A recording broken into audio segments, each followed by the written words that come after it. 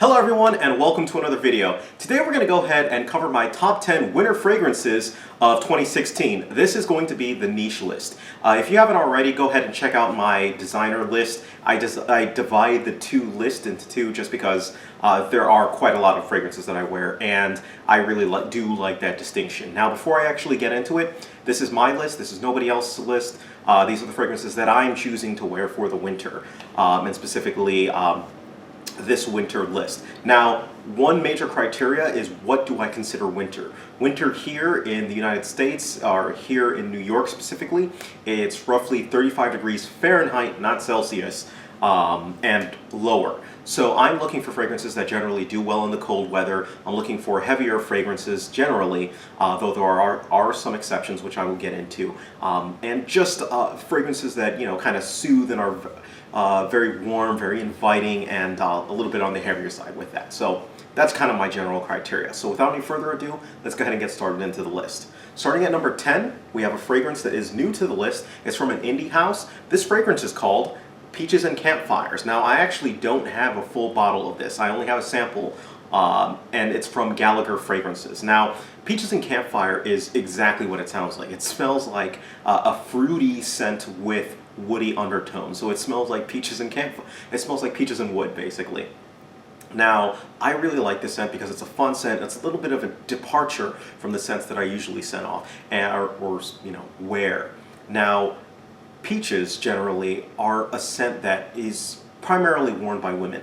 This one comes off as a little bit more masculine though, and it's something that I feel a little bit more comfortable wearing.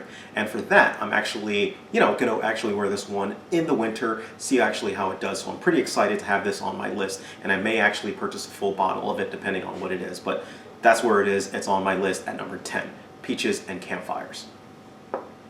Now, number 9 on the list is a fragrance that is here primarily because I have so much of it, and it's almost a staple in my list.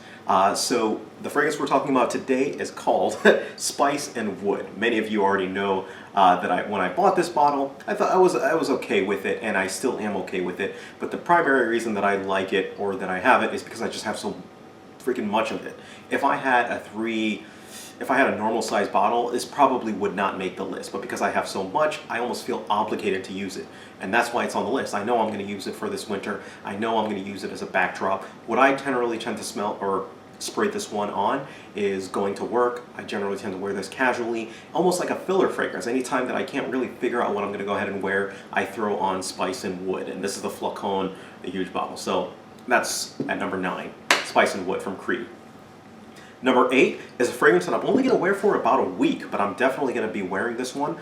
It's a little bit of a cheat on my fragrance list, and if you guys follow me, you kind of have seen this one coming. And the fragrance we're going to talk about, or the fragrance we're touching on, is 1969 from the house of Histoire de Parfum. Now, this is my anniversary scent. This is the scent that I wore to my wedding, and both of my weddings. We held one in here in New York, and we held one down in Florida, and I wore this one to both of them. So this is my anniversary scent. It's the only scent that I wear in anniversary occasions. We're doing a couple things for our anniversary. So I'm pretty excited to go ahead and wear this. This is the only time that I bust this one out. It's fruity, it's strong, it's sensual, it's got this chocolatey vibe to it. I love it. 1969 from Histoire de Parfum at number 8. At number 7 is a fragrance from the house of, I almost said the actual name, Chergui. The fragrance is Chergui. Now Chergui, it's been on many people's lists, it's been around for quite a while. This is straw, this has got a hay note almost to it. It's very deep, it's very dark, it's very heavy. This is one that I like to wear, believe it or not, when it's snowing, just because it's got so much strength, it's got so much power that 1 or 2 sprays and people will smell you even through all the clothes that you're wearing. And so it's pretty exciting to go ahead and wear, and that's why I'm choosing Chergui at number 7. At number 6 is another fragrance from the house of Creed. This is my upscale fragrance for the winter. We're talking about Creed's Royal Oud. Now, Royal Oud, it's the lightest oud that I can possibly find, but I really do like wearing this one when I'm suited up. It just really suits the occasion. It gets compliments on that, and it just does such a great job. So I can actually use this one year round, but I really focus this one on the winter when I'm going to go ahead and put this one on. So Creed's Royal Oud at number 6.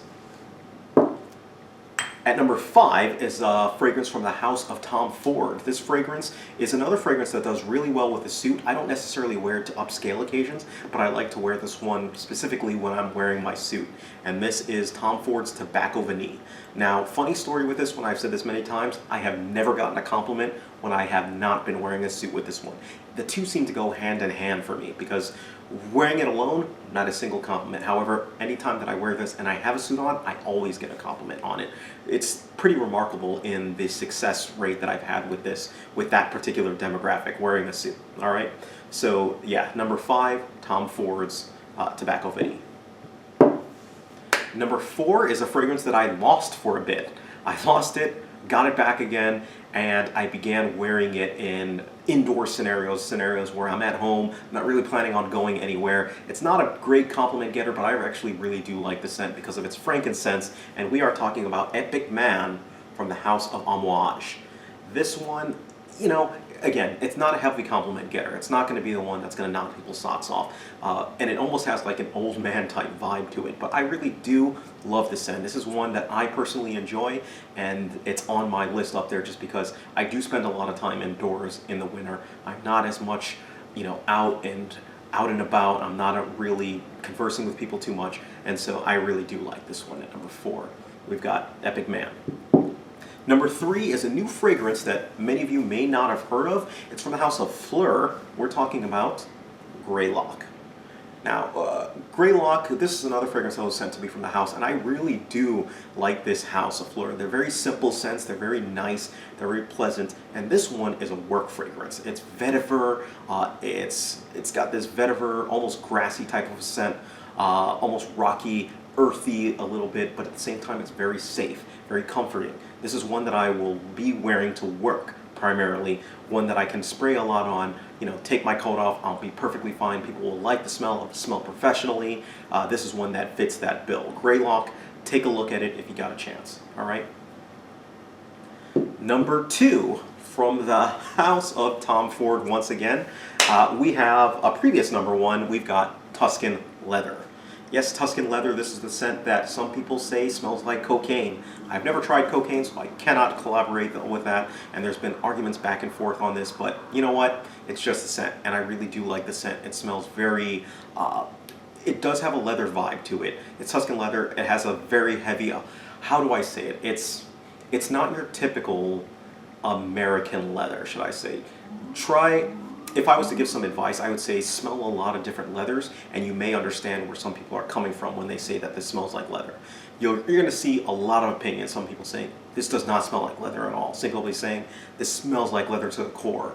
All I got to say is try out a whole bunch of different leathers. But either way, this is a compliment getter straight up through and through. People love this scent. Women love this scent on you. On me especially, they love this scent. And this is a great scent that I usually like to wear. Going out, you know, I'm going out to games, play games, I'm going out to a bar, I'm going out to have fun. That's where I generally like to wear Tuscan Leather. At number 2, Tuscan Leather. And finally, the number 1 scent that caught me by surprise, caught me by storm, and I have really been loving this scent. I am talking about Slow Explosions from the house of Imaginary Authors. Now, this is one of the very first rose scents that I have absolutely loved. It is a killer. It is a great compliment getter. It surrounds you with such a great, you know, note and scent kind of aura. It's just fantastic in that regard, and it's something that I think you should definitely try out, get your hands on, and see if you can. It's got apple, it's got leather, it's got saffron. I'm reading off the back of the sucker. Don't think I have this memorized. Man, it's just fantastic in that regards, and it really does. It's really the apple and the rose and the leather combo that is just magical, and I absolutely love it. It is my number 1 scent that I will be wearing for this winter from the niche side. All right, that's pretty much it. Let me know what your scents are for the niche list of this winter. I'm always curious. I love to see what you guys say, even if I don't respond to it.